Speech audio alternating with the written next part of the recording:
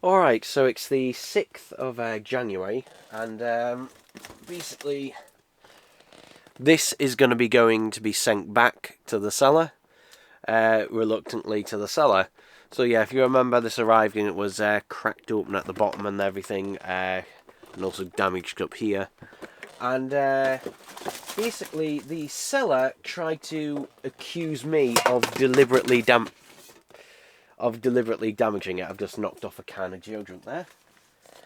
The seller tried to accuse me of deliberately damaging it, so I had to open an eBay case, and then the seller continuously, passive-aggressively continued to message me after that. So today I was going to open up the eBay case today, and the seller actually opened up a case against me because they were still accusing me of lying, even though I'd sent pictures of it being damaged.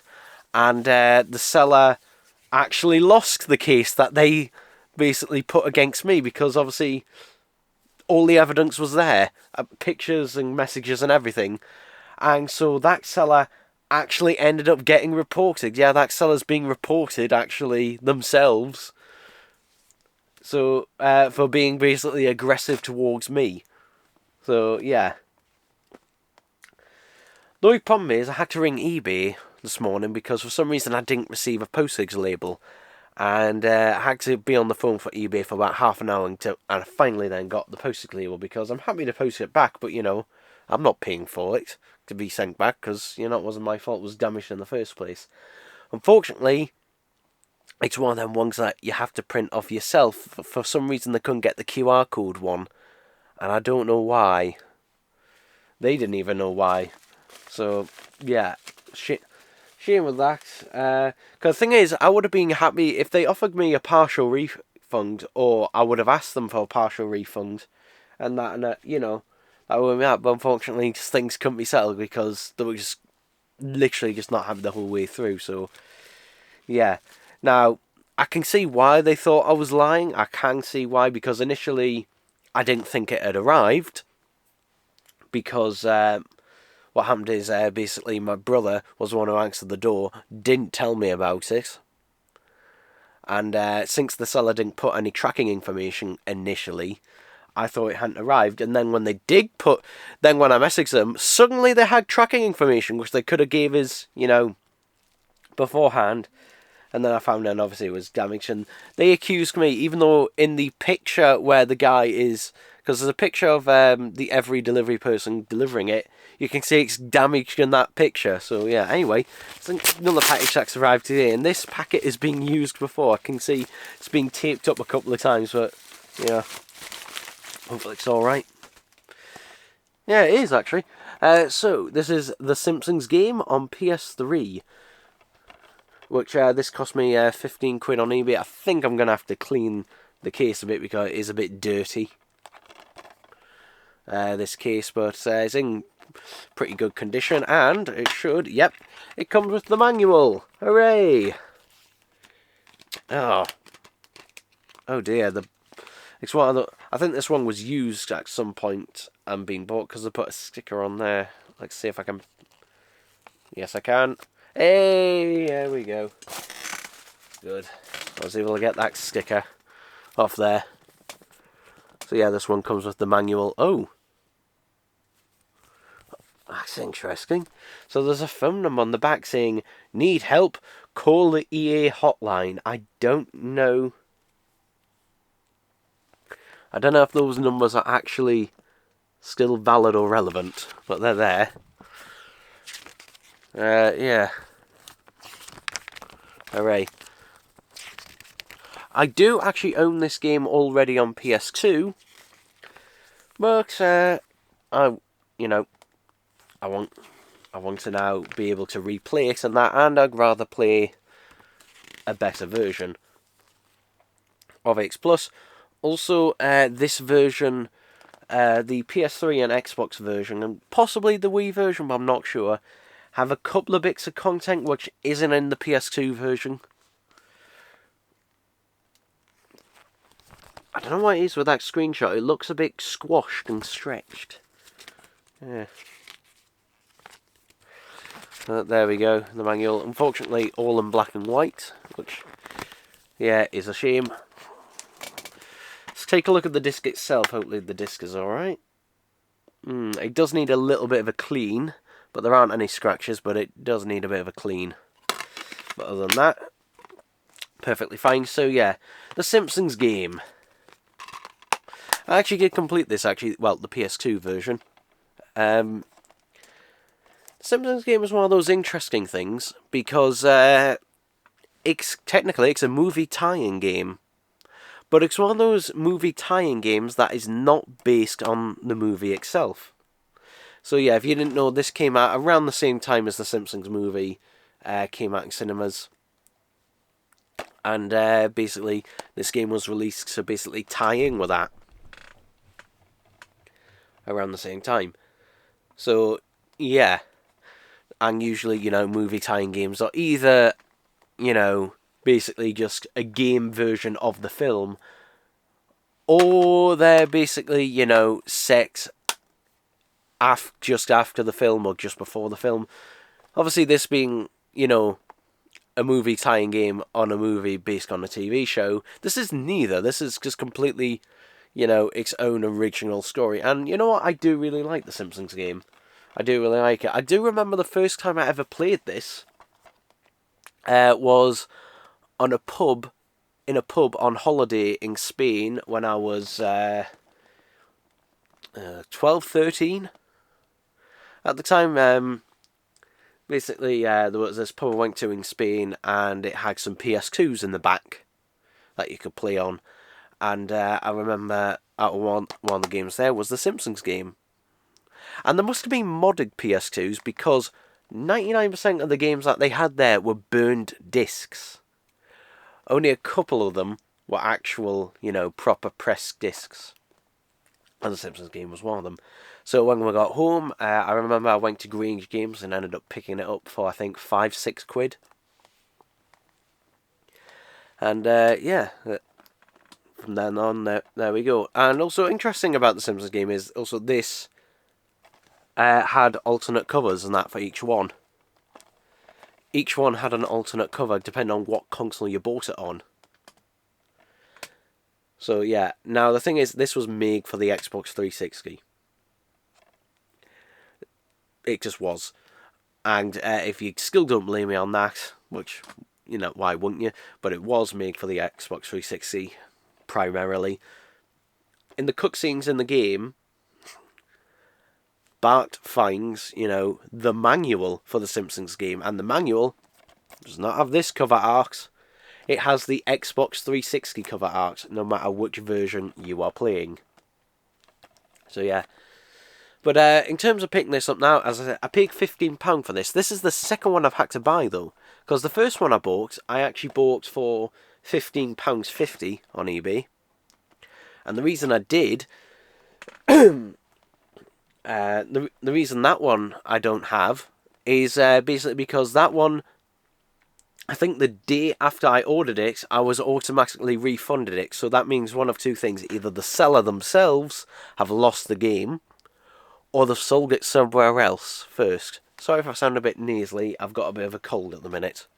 So, yeah. And also I've noticed the PS2 version, at least I'm talking about this from a UK perspective here. PS2 version, easily the one that sold the most in the UK, because I see tons of those, and they are very, very cheap. Those, those you can get for about a £5, and that's a £5 or less a lot of the time. And then after that, it'd probably be the DS version. Again, those can usually be found for around about a £5. And then probably the Wii version, slightly more expensive, in the £7 to £10 range. And then the PS3 and Xbox 360 versions seem to be the most expensive. For example, CEX sells this for £18. And they sell the Xbox version for £20, so yeah. And also, for those who didn't know, as well, from a UK perspective, the PS3 Didn't flop as much in the UK initially, like during the earlier years, during the first half of the generation, compared to everywhere else. The PS3, the UK was one of the few countries where the PS3 actually outsold the Xbox 360 mostly throughout the generation, so maybe that's why. But yeah, maybe because also it came out later in the UK as well. It came out a bit later. Not to say that it was outselling it by much, and that, but generally throughout quite a bit of the generation, the 7th generation, and through most of it in general, the PS3 actually was outselling the Xbox 360. Yeah. And is this because of it? Is it? Well, it's not because of the Simpsons game, but is it? Why is that? And the only reason I can theorize is because since it took longer for that console to come out here, but I don't think that's the reason why. I think the reason why is because the PS2, basically, the PS2 was still a smash hit, and that, you know, over here in the UK, I think possibly that's why, and maybe the Wii. I don't know. I'm sure there's various reasons. I mean, there was still loads, like, you know, but you know, there was still. I remember there was the argument still in the playground, PS3 versus Xbox 360. I mean, nowadays, out of the two, like, you know, I mean, you can see I'm biased, and I'm a bit, but, you know, I don't have an Xbox 360, but I could easily borrow my brother's or easily buy one, but why would I? I know the Xbox 360 version of this will look very, very slightly better. But it's literally, you'd have to have them in a side-by-side comparison. Let's take off that price sticker as well. There we go. But, you know, I'm not bothered that much, to be honest. Mainly because, you know, if you were going to go back now, I'd suggest a PS3 over that. Mainly because exclusives. Not this, obviously. But particularly in its later life, like, PS3 had way more exclusives. Way more. And that, but it's also the reason why I don't have a PS5. Because basically, the only thing that is exclusive to that I can't play anywhere else at the moment that I want to play is Spider-Man 2. But that will most likely later get a PC port. So, yeah, just like, you know, if I was swimming in money, then obviously I would go get it. But since I'm not, and I'd like to save some money, and my laptop, I mean, it was able to perfectly play Ratchet and Clank Rift Apart perfectly fine without breaking a sweat. And that, so, you know, and I've got my, I've got Miles Morales. I still haven't played that one yet. I still haven't played Miles Morales. I should get on to playing that. Although I'm one of those people, I'm one of those weird people who I don't switch between games generally. I'll generally just like be playing one game and I'll play it all the way to the end, and then once it's finished, then I'll move on to the next one. I don't tend to do multiple ones at the same time. I think also it helps with muscle memory as well, because, you know, when you've got a control scheme and that in your head and that, just like, okay, you remember all of this and that, cause it is hard going back. I remember it used to be hard going back to certain games and trying to remember, okay, what was the exact control scheme again? But yeah, once you do it, that just like, it's muscle memory. But yeah, there we go, people. There we go. I know I waffled on about a lot about things here, but there we go. Alright, so it's still the 6th of January 2024. And package from Amazon arrived. And this, what is in here, I initially was going to buy from Tool Station. That's the name of the company. But Amazon had a slightly better deal if I bought 2 of these. And I thought, well, these will be useful regardless.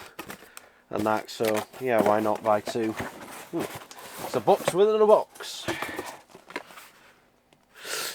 Yeah, not very Exciting, I know.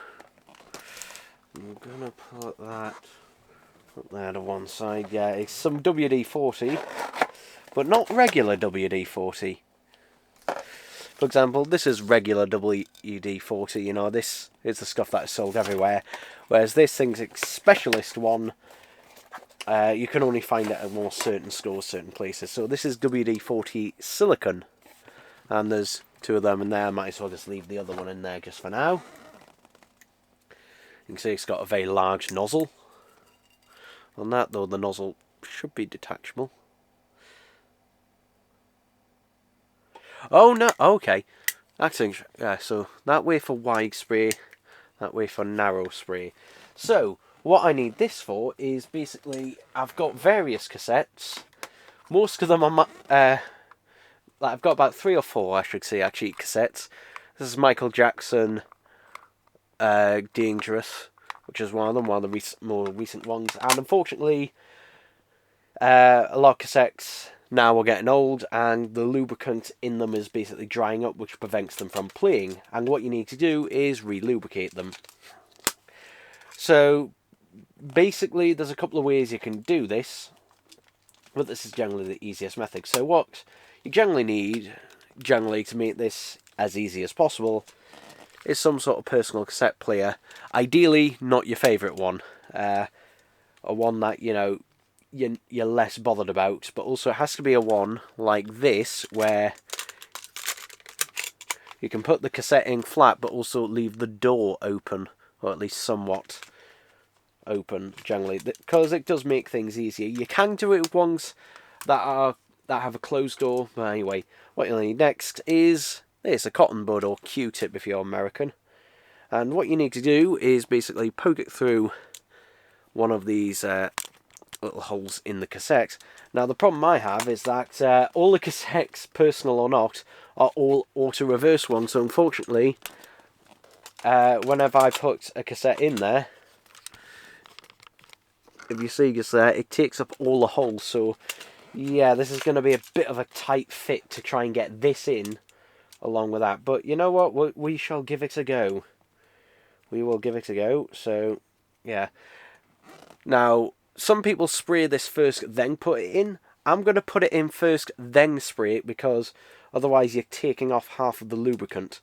Now you must make sure that the tape is behind the cotton bud, not in front, so that it goes on the right side. What I'm going to do is just hold down the tape, and luckily this is just the tape lead with a screwdriver. Just gonna, so it feeds underneath the cotton bud. There we go. So yeah, like that.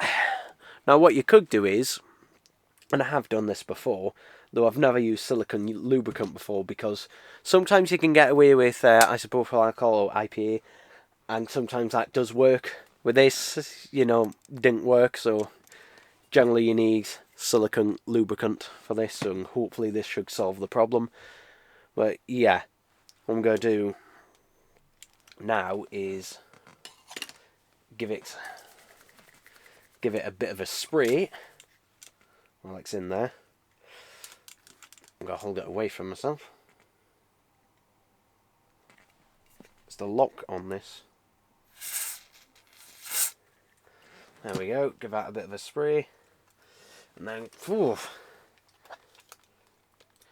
just check that. Yeah, so that's the right way. So, let's put this in just enough to... I say try and get that in, but it doesn't want to stay in. No. I'm going to have to figure this out. Try and get it in without the tape itself getting in. Yeah, let me try and figure that out. Okay, so I've tried a different method here, in that basically I've just put this in against the actual head itself, and I'm just fast forwarding, and then I'm going to rewind it afterwards. Maybe we can get a little bit more thingy in there. See, squirt the other head of it.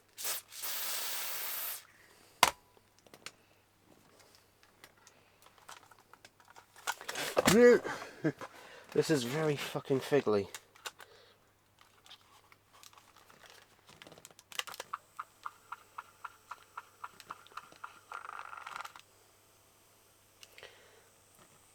Hopefully that should be enough to actually get it done. I can see it is coming through on the other side. And that, so...